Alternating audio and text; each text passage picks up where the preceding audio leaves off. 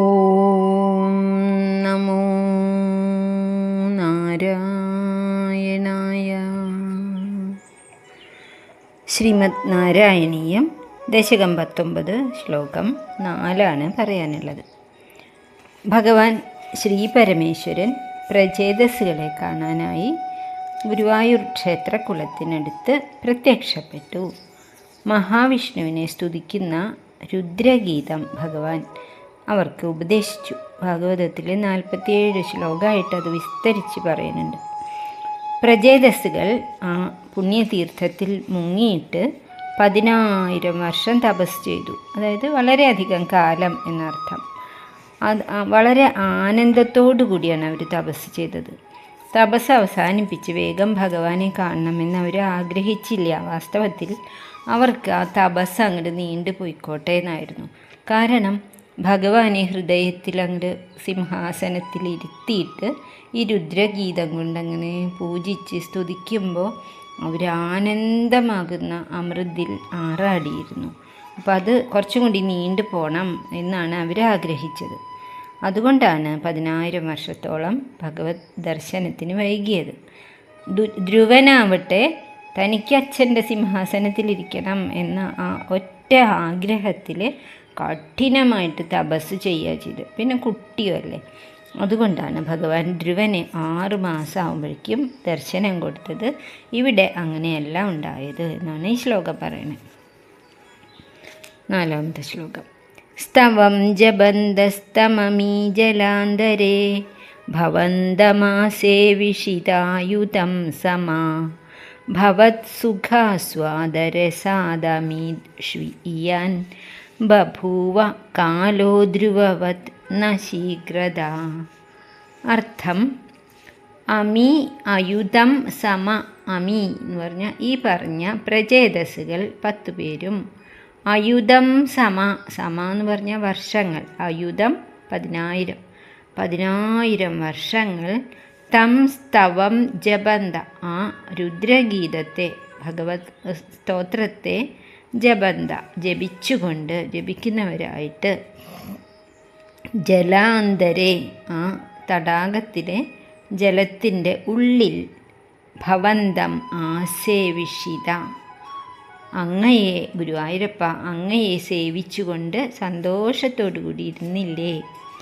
അമീഷു ഈ പ്രചേതസ്സുകൾക്ക് അല്ലെങ്കിൽ ഈ പ്രചേതസ്സുകളിൽ, ഭവത് സുഖാസ്വാദരസാദ് അവർക്ക് ഭഗവാന്റെ ഈ സേവ ഭജന കൊണ്ട് തന്നെ ആനന്ദം കിട്ടി. വളരെയധികം രസിച്ചു, അവരതിൽ സന്തോഷിച്ചു. ഇയാൻ കാല ബഭൂവ അതുകൊണ്ടാണ് അവർക്ക് തപസ് വേഗം തീരണമെന്നോ ഭഗവാനെ വേഗം കാണണമെന്നോ ആഗ്രഹം ഉണ്ടായില്ല. തപസ് തന്നെയാണ് അവർക്ക് ഇഷ്ടമായിരുന്നത്. അതുകൊണ്ട് ആണ് ഭഗവത് ദർശനത്തിന് ഇത്രയും കാലതാമസം വന്നത്, 10,000 വർഷം തപസ് ചെയ്തത്. ധ്രുവവത്ത് ശീഘ്രത എന്ന ധ്രുവകുമാരൻ്റെ പോലെ വേഗം ഭഗവാനെ കാണാൻ അവർക്ക് സാധിച്ചില്ല. അത് അവരാഗ്രഹിച്ചതും ഇല്ല എന്നാണ് ഈ ശ്ലോകത്തിൽ പറയുന്നത്. സ്തവം ജപന്തസ്തം അമീ ജലാന്തരെ ഭഗവാന്റെ ആ സ്തവം സ്തോത്രം ജപിച്ചുകൊണ്ട് ആ പുണ്യ ക്ഷേത്രകുളത്തിൽ ഉള്ളിലായിട്ട്, വെള്ളത്തിനുള്ളിലായിട്ട്, ഭവന്തം ആസേവിഷിത അയുധം സമ 10,000 വർഷങ്ങൾ ഭഗവാനെ അങ്ങയെ സേവിച്ചുകൊണ്ട് അവരിരുന്നില്ലേ. ഭഗവൽ സുഖാസ്വാദരസാദമീഷു ഇയാൻ ഇവർ പ്രത്യേകിച്ചും ആ തപസ്സിലാണ് അവർ ആനന്ദം കണ്ടെത്തിയത്. ബഭൂവകാലോ അതുകൊണ്ടാണ് ഈ അയുധവർഷം ഇരിക്കാൻ കാരണം. ധ്രുവവത്ത് ധ്രുവനെ പോലെ, ശീഘ്രത പെട്ടെന്ന് 6 മാസം കൊണ്ട് വരികയുണ്ടായില്ല. അതാണ് ആ ശ്ലോകം. ഇനി നമുക്ക് അടുത്ത ശ്ലോകം കൂടി നോക്കാം. 5ാമത്തെ ശ്ലോകത്തിൽ പറയുന്നത്, ഈ പ്രചേതസ്സുകളുടെ തപസ്സുകൊണ്ട് അവരുടെ പിതാവായിട്ടുള്ള, ആരവരുടെ പിതാവ്? പ്രാചീന ബർഹിസ്. പ്രാചീന ബർഹിസിൻ്റെയും പാപങ്ങളെല്ലാം മാറിപ്പോയി, മനസ്സ് പരിശുദ്ധമായി. എങ്ങനെയോ അവിടെ സൽബുദ്ധിയൊക്കെ വരാൻ തുടങ്ങി. മക്കൾ ഇത്രയും പാവനമായ ഒരു കാര്യം ചെയ്യല്ലേ, അപ്പോൾ അതിൻ്റെ അലകൾ ആ അച്ഛനും ലഭിച്ചു എന്നാണ്. പ്രഹ്ലാദൻ്റെ ഗുണം എത്രയോ ദുഷ്ടനായ ഹിരണ്യകശിപുവിന് പോലും കിട്ടിയില്ലേ ആ പാപമോചനം. അതുപോലെ എന്താ അപ്പോൾ ഈ പ്രാചീന ബർഹിസ് ഇത്രയും പാപം ചെയ്തത് എന്ന് ചോദിച്ചാൽ, യാഗങ്ങൾ തന്നെ ഒരു യാഗം കഴിയുമ്പോഴേക്കും അടുത്ത യാഗം, അങ്ങനെ ദർഭ കൊണ്ട് ഭൂമി മൂടി എന്ന് പറഞ്ഞു. അപ്പോൾ യാഗം തെറ്റാണോ എന്ന് ചോദിച്ചാൽ മൃഗഹിംസ ഉണ്ട് അതിൽ, അതുകൊണ്ടാണ് അത് തെറ്റായി വരുന്നത്. ഒന്നല്ല, എത്രയോ അധികം യാഗങ്ങൾ ചെയ്യാണ് പ്രാചീന ബർഹിസ് ചെയ്തത്. പേരെന്നെ അങ്ങനെയായി മാറിയത് അതല്ലേ. അപ്പോൾ ഈ മൃഗബലി ചെയ്തത് കൊണ്ടാണ് ഇത്രയും വലിയ പാപമുണ്ടായി എന്ന് നാരദ മഹർഷി പറയുന്നുണ്ട്. അത് ആ മൃഗങ്ങളൊക്കെ പരലോകത്ത് അങ്ങെത്തുന്നത് കാത്തിരിക്കുകയാണ്, എന്തിനാ കൊമ്പ് കൊണ്ട് കുത്തി കീറാനായിട്ട് എന്ന്. പക്ഷെ അതിൻ്റെ ഒന്നും ആവശ്യം വന്നില്ല. മക്കളുടെ ആ കഠിനമായ തപസ്സുകൊണ്ട് ആ പിതാവ് പാപമൊക്കെ നീങ്ങി പരിശുദ്ധന്മാരാക്കി, പരിശുദ്ധമായ മനസ്സോടു കൂടിയവനായി. അങ്ങനെ മനസ്സ് പരിശുദ്ധമാവുമ്പോൾ ഭഗവാൻ എന്തെങ്കിലും ഒരു അവസരം നമുക്ക് തരും, നമ്മളുടെ ഹൃദയം സന്തോഷിക്കാനുള്ളതായിട്ട്. ഇവിടെ രാജാവിൻ്റെ കൊട്ടാരത്തിൽ നാരദ മഹർഷി എത്തിച്ചേർന്നു. ഇപ്പോൾ പറഞ്ഞാൽ മനസ്സിലാവും എന്നുള്ള ഒരു ഘട്ടം വന്നിട്ടുണ്ട്. ഭൗതികതയുടെ പിന്നാലെ ഓടാത്ത സമയമായി എന്ന് കണ്ടപ്പോൾ നാരദ മഹർഷി ഒരു മനോഹരമായ കഥയിൽ കൂടി ആത്മതത്വം അദ്ദേഹത്തിന് പറഞ്ഞു കൊടുക്കാൻ. പുരഞ്ജനോപാഖ്യാനം എന്നാണ് ആ കഥയുടെ പേര്. കഥ ഇവിടെ ജസ്റ്റ് ഒന്ന് സൂചിപ്പിച്ചിട്ടേ ഉള്ളൂ, വിശദമായിട്ട് പറഞ്ഞിട്ടില്ല. 5-ാമത്തെ ശ്ലോകം. തപോഭിരേഷാമതിമാത്രവർദ്ധിതൈ സയജ്ഞഹിംസാനിരതോപി പാവിത പിതാപി തേഷാം ഗൃഹയാത നാരദ പ്രദർശിതാത്മാ ഭവദാത്മതാം യയൗ. അർത്ഥം: ഏഷാം അതിമാത്രവർദ്ധിതൈ തപോഭി, ഇവരുടെ ഈ പ്രചേതസ്സുകളുടെ അതിമാത്രവർദ്ധിത, വളരെ കാലം നീണ്ടു നിന്ന ശക്തമായ തപോഭി, തപസ്സുകൊണ്ട്, യജ്ഞഹിംസാനിരത അഭി, യജ്ഞത്തിലെ ഹിംസ ചെയ്ത് പാപം നേടിയിട്ടുള്ള സ, അങ്ങനെയുള്ള തേഷാം പിതാ അഭി, അവരുടെ അച്ഛനായിട്ടുള്ള പ്രാചീന ബർഹിസ് പോലും പാവിത, പരിശുദ്ധനായിത്തീർന്നു. ഗൃഹായാത നാരദ, ഗൃഹയാത നാരദ, അദ്ദേഹത്തിൻ്റെ ഗൃഹത്തിൽ, കൊട്ടാരത്തിൽ അപ്പോഴേക്കും നാരദ മഹർഷി എത്തിച്ചേർന്നു. പ്രദർശിതാത്മാ, എത്തിച്ചേർന്നിട്ട് നാരദരെപ്പോഴും വരെ എന്തിനാ? ജനങ്ങളെ അതിന് അർഹതയുള്ള സമയമാവുമ്പോൾ ഭഗവാനിലേക്ക് എത്തിക്കാൻ, വേഗത്തിൽ ആ മാർഗം പറഞ്ഞു കൊടുക്കാനാണ് നാരദ. ഇപ്പോൾ ധ്രുവകുമാരൻ ചെന്നപ്പോഴും ഉണ്ടായില്ലേ, ആദ്യമൊക്കെ പറഞ്ഞ് ഉറപ്പുണ്ടോയെന്ന് പരീക്ഷിച്ചറിഞ്ഞു. അതിനുശേഷം ഭഗവാനിലേക്ക് എത്താനുള്ള ആ ദ്വാദശാക്ഷരി മന്ത്രമൊക്കെ പറഞ്ഞു കൊടുത്തു. അതുപോലെ ഇവിടെയും പ്രാചീന ബർഹിസ് മനസ്സ് ശുദ്ധമായി എന്ന് കണ്ടപ്പോൾ നാരദ മഹർഷി അവിടെ എത്തിച്ചേർന്നു.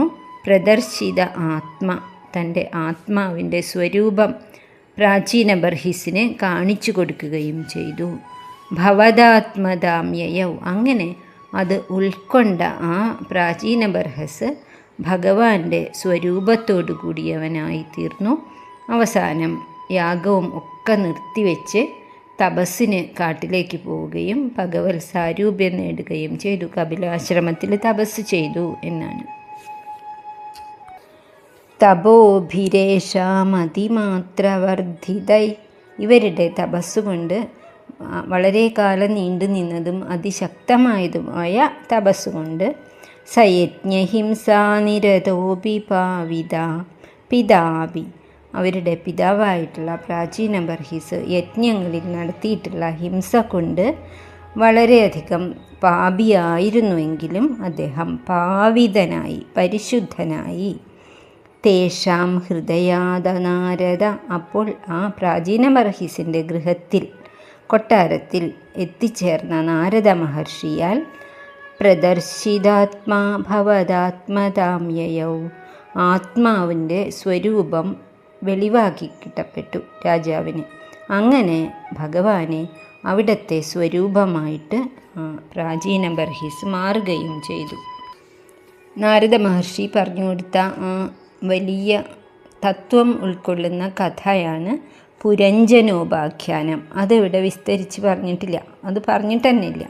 എങ്കിലും ഇവിടെ അതൊരു സൂചന ഉള്ളത് കൊണ്ട് ഒന്ന് ഓടിച്ച് പറയാം. ഭാഗവതത്തിൽ 5 അധ്യായങ്ങൾ കൊണ്ട് വിസ്തരിച്ച് പറഞ്ഞിട്ടുള്ളതാണ് പുരഞ്ജനോപാഖ്യാനം. ഇതൊരു അന്യാപദേശ രീതി എന്നാണ് അതിന് പറയുക. ഒരു കഥ അങ്ങോട്ട് പറയും, പക്ഷേ അതിൻ്റെ ഉള്ളിൽ വലിയൊരു സത്യം ഒളിഞ്ഞിരിക്കുന്നുണ്ട് എന്നുള്ളതാണ്.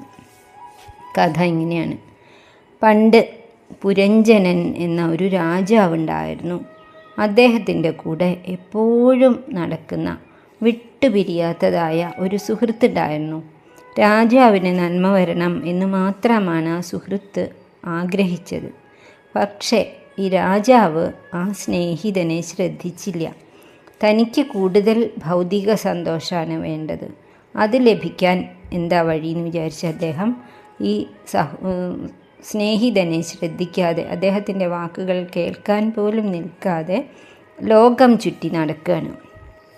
അങ്ങനെ നടന്ന് ഹിമവൽ പർവ്വതത്തിൻ്റെ താഴ്വരയിലെത്തി. മനോഹരമായിട്ടുള്ള ഒരു പട്ടണം കണ്ടു. അവിടെ അതിൽ ഒരു കൊട്ടാരം കണ്ടു. ആ കൊട്ടാരത്തിൽ അദ്ദേഹം ശ്രദ്ധിച്ചു നോക്കി. അവിടെ പൂന്തോട്ടത്തിൽ, ഉദ്യാനത്തിൽ അതിസുന്ദരിയായിട്ടുള്ള ഒരു യുവതിയെ കണ്ടു. അപ്പോൾ വേഗം രാജാവ് അടുത്ത് ചെന്നു. സന്തോഷം അന്വേഷിച്ച് നടക്കുന്ന ആളല്ലേ. അപ്പോൾ മനസ്സിലായി ആ യുവതി രാജകുമാരിയാണ്, അവൾ അവിവാഹിതയാണ്, ഭർത്താവിനെ അന്വേഷിച്ച് നടക്കുകയാണ്. അങ്ങനെ വേഗം രാജാവ് അവൾക്കടിമയായി, അവളുടെ സൗന്ദര്യത്തിൽ സ്വാധീനിക്കപ്പെട്ട് വിവാഹം ചെയ്ത് കൊട്ടാരത്തിലേക്ക് കൊണ്ടുവന്നു. പക്ഷേ പിന്നെ രാജാവ് മുഴുവനും ഒരു കളിക്കുരങ്ങിൻ്റെ പോലെ എന്നാണ്, ക്രീഡാമൃഗത്തെ പോലെ ആ പെൺകുട്ടിയുടെ രാജകുമാരിയുടെ ഇഷ്ടം മാത്രമായി നോക്കി. രാജകാര്യങ്ങളും ചെയ്തില്ല, ഒന്നും ചെയ്തില്ല. അവൾ ഉണ്ണുമ്പോൾ ഉണ്ണും, അവൾ രാജ്യത്ത് സിംഹാസനത്തിലിരുന്നോളാൻ പറയുമ്പോൾ പോയിരിക്കും. അങ്ങനെ എന്താണോ ആ സ്ത്രീ ചിരിക്കുമ്പോൾ ചിരിക്കും, കരയുമ്പോൾ കരയും. അങ്ങനെ രാജാവ് വളരെ അധപ്പതിച്ചു. അങ്ങനെ ഭോഗലംബടനായിട്ട് തൻ്റെ കർത്തവ്യമൊക്കെ മറന്ന് ഇരിക്കുന്ന സമയത്ത് ജര ബാധിച്ചു. വയസ്സായി, വാർദ്ധക്യമായി. രാജാവ് മരിക്കുകയാണ്. മരിക്കുന്ന സമയത്ത് ഈ ഭാര്യയെ തന്നെ ചിന്തിച്ച് അയ്യോ അവളെ വിട്ടു പോകണമല്ലോ എന്നുള്ള ആ സങ്കടത്തോടു കൂടിയാണ് മരിച്ചത്. മരണസമയത്ത് എന്താണോ ചിന്തിക്കുക അത് അടുത്ത ജന്മത്തിൽ സംഭവിക്കും എന്നാണ്. അതുകൊണ്ടാണ് മരിക്കാൻ കിടക്കുമ്പോൾ ചുറ്റുഭാഗത്തും ഇരുന്ന് നാരായണ എന്ന് ജപിക്കുകയാണ് വേണ്ടത് എന്ന് പറയണേ. അപ്പോൾ ചെവിയിൽ കൂടിയെങ്കിലും അത് പ്രവേശിച്ച് മനസ്സിലെത്തി ആ നാരായണ എന്നുള്ള ഒരു ചിന്ത വന്നെങ്കിലോ അതിന് വേണ്ടിയിട്ടാണ് അങ്ങനെ ജപിക്കുന്നത്, അല്ലെങ്കിൽ ഭഗവത്ഗീത ചൊല്ലണതൊക്കെ. ഈ രാജാവോ സ്ത്രീയെ തന്നെ ചിന്തിച്ച് അവസാനം സ്ത്രീയായിട്ട് ജനിച്ചു എന്നാണ്. വിദർഭ രാജ്യത്തെ രാജകുമാരിയായിട്ട് ജനിച്ചു. അവളെ മലയധ്വജൻ എന്ന രാജാവ് വിവാഹം ചെയ്തു. അതിന് കഴിഞ്ഞ ജന്മത്തിന് നേരെ വിപരീതമായിട്ടാണ്. മലയധ്വജൻ അത്രയേറെ സാത്വികനായിരുന്നു. ഭഗവാനെ ചിന്തിച്ചുകൊണ്ട് മാത്രമാണ് ജീവിച്ചത്. ആ രാജാവിൻ്റെ കൂടെ ജീവിച്ചപ്പോൾ ഈ പുരഞ്ജനൻ സ്ത്രീയായി ജനിച്ച രാജകുമാരിയും ഭഗവത് ചിന്തയിലേക്ക് മുഴുകി. അങ്ങനെ രാജാവ് കാലമെത്തിയപ്പോൾ മരിച്ചുപോയി. ഭാര്യയും ആ ചിതയിൽ ചാടാൻ ഒരുങ്ങാണ്. ആ സമയത്ത് അവിടെ പൂർവജന്മത്തിൽ പുരഞ്ജനനായിരുന്നപ്പോൾ ഒരു സ്നേഹിതനുണ്ടായിരുന്നു എന്ന് പറഞ്ഞുവല്ലോ. ആ സ്നേഹിതൻ അവിടെ എത്തി. എന്നെ അറിയോ എന്നൊക്കെ ചോദിച്ച്, അത് പരമാത്മാവാണ്, ഈ ജീവാത്മാവിൻ്റെ ഉത്തമ സുഹൃത്തായിട്ടുള്ള പരമാത്മാവാണ് എന്ന് പറഞ്ഞ് ആത്മതത്വം ഉപദേശിച്ച് രാജകുമാരിയെ പിന്നീട് ഏറ്റവും നല്ല ഒരു ഭക്തയാക്കി തീർക്കുകയാണ്. രാജാവിനും നമ്മൾക്കും ഒന്നും മനസ്സിലാവില്ല ഇതെന്താണ് ഉദ്ദേശിച്ചിരിക്കുന്നത് എന്ന്. അപ്പോൾ നാരദ മഹർഷി അതിൻ്റെ ആധ്യാത്മിക തത്വവും പറഞ്ഞു കൊടുക്കുന്നുണ്ട്. മനുഷ്യജന്മം ലഭിച്ചവർ ഭഗവത് ചിന്തയെ ഉപേക്ഷിക്കരുത്. ഭോഗത്തിൽ ലാലസരാവാൻ പാടില്ല. അന്ത്യകാലത്ത് ഭയമുണ്ടാവും, എല്ലാവർക്കും ഉണ്ടാവും. ആ ഭയത്തിൽ നിന്നും രക്ഷിക്കാൻ ഭഗവത് ചിന്ത മാത്രമേ സഹായത്തിനെത്തുള്ളൂ. എല്ലാ സുഖസൗകര്യങ്ങളും ഭോഗങ്ങളും ഒക്കെ വിധിവശാൽ പ്രാരബ്ധവശാൽ ലഭിച്ചിട്ടുള്ളതൊക്കെ നമുക്ക് ആസ്വദിക്കുക തന്നെ ചെയ്യാം. ആരെയും ദ്രോഹിക്കാതെ അഹിംസയുടെ വഴിയായിട്ട് ലഭിച്ചിട്ടുള്ള എല്ലാം ആസ്വദിക്കാം ഗൃഹസ്ഥ ജീവിതത്തിൽ. അത് കഴിഞ്ഞ് ഭഗവാനിലേക്ക് തിരിയേണ്ട സമയമാകുമ്പോൾ ഇതൊക്കെ വിട്ട് അങ്ങനെ ജീവാത്മാവ് പരമാത്മാവിനെ തിരിച്ചറിയേണ്ടതാണ്. അല്ലാതെ മനസ്സിനോടോ അതിൻ്റെ വലയിലുള്ള ബുദ്ധിയോടോ അല്ല ചേരേണ്ടത് എന്നാണ് ഈ കഥ പറയുന്നത്. ഈ തത്വം നാരദനിലൂടെ തിരിച്ചറിഞ്ഞ പ്രാചീന ബർഹിസ് തൻ്റെ യാഗം എന്നുള്ള ഭ്രാന്തൊക്കെ നിർത്തിയിട്ട് തപസ്സിനായിട്ട് കപിലാശ്രമത്തിലേക്ക് പോവുകയും ഭഗവാനോട് ചേരുകയാണ് ചെയ്യുന്നത്. ഇവിടെ നമുക്ക് മനസ്സിലാക്കാനുള്ളത് ഇത് തന്നെയാണ്. ഭഗവാൻ കരുണാനിധിയാണ്. ഒരു സുഹൃത്തിൻ്റെ പോലെ നമ്മളുടെ ശ്രേയസ് മാത്രം ആഗ്രഹിച്ചുകൊണ്ട് നമ്മളുടെ കൂടെ നടക്കുകയാണ്. എപ്പോഴാണ് നമ്മൾ ഭഗവാനിലേക്ക് തിരിയണത് എന്ന് ശ്രദ്ധിച്ചുകൊണ്ടാണ് നടക്കുന്നത്. ഒരിക്കലെങ്കിലും അങ്ങോട്ട് തിരിഞ്ഞാൽ നമ്മളെ ഭഗവാൻ ഏറ്റെടുത്തുകൊള്ളും. അപ്പോൾ നമുക്ക് ഭഗവത് അനുഗ്രഹവും ഉണ്ടാകും. അതാണ് സ്നേഹിതൻ വന്നു എന്നൊക്കെ പറഞ്ഞത്. അങ്ങനെ പ്രാചീന ബർഹിസിനോട് കാമ്യകർമ്മങ്ങളായിട്ടുള്ള യാഗങ്ങൾ നടത്തല്ല വേണ്ടത്, ജീവിതം പാഴാക്കാതെ ഭഗവാനെ ശരണം പ്രാപിക്കൂ എന്ന് പറഞ്ഞു. അതനുസരിച്ചു ആ രാജാവ് ഭഗവാനോട് ചേരുകയും ചെയ്തു. ശ്ലോകം ഒന്നും കൂടി നോക്കാം. തപോഭിരേഷ